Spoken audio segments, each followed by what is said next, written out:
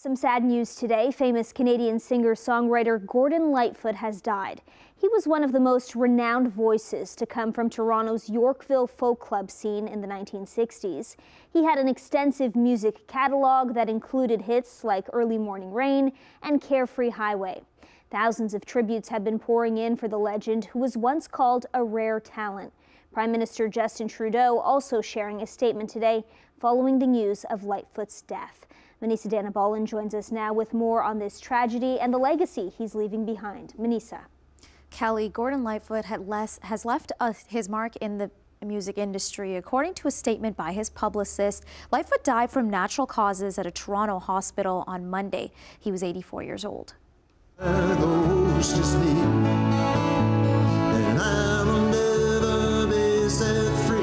He was known for folk pop hits like If You Could Read My Mind, the song that landed Gordon Lightfoot his first entry on the U.S. pop charts in 1970. In 1976, another one of his songs, The Wreck of the Edmund Fitzgerald, reached #2 on the Billboard charts and is one of his most loved hits by fans.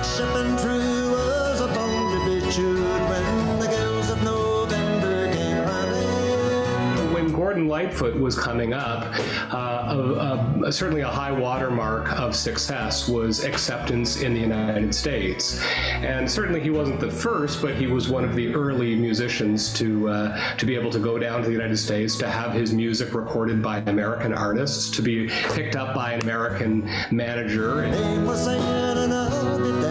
Born in Orillia, Ontario, Lightfoot wrote his first song when he was in high school. After he studied music in Los Angeles, he returned to Toronto and became a huge part of the city's growing folk scene. He started getting recognized on the radio for his music in the mid-1960s with songs like Early Morning Rain.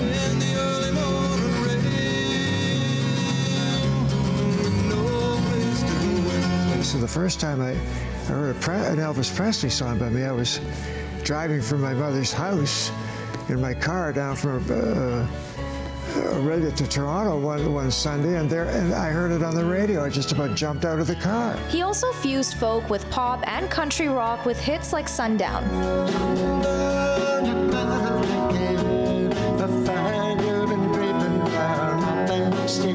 The 1970s was often a time of maximalism in music, and yet here was this guy, you know, with an unmediated acoustic guitar, with his very distinct baritone voice, not engaging in studio wizardry or overdubbing or using studio musicians. Once called a rare talent by Bob Dylan, Lightfoot wrote deeply autobiographical lyrics and explored issues surrounding the Canadian national identity. His works have been covered by many artists, including Elvis Presley and Barbra Streisand. Is it me or is it you, or the shadow of a tree? Lightfoot received 5 Grammy nominations over the course of his career and won at least 16 Juno Awards. He was honored with the Order of Canada in 2003 and inducted into many halls of fame, including the Canadian Music Hall of Fame in 1986. It's been a great 25 years, and I'm very much in commission. I feel good, I feel happy, and I'm ready to continue on for an indefinite period of time doing concerts, whatever it is. And he stayed active with his music career into his 80s. In 2020, he released Solo, his 21st studio album.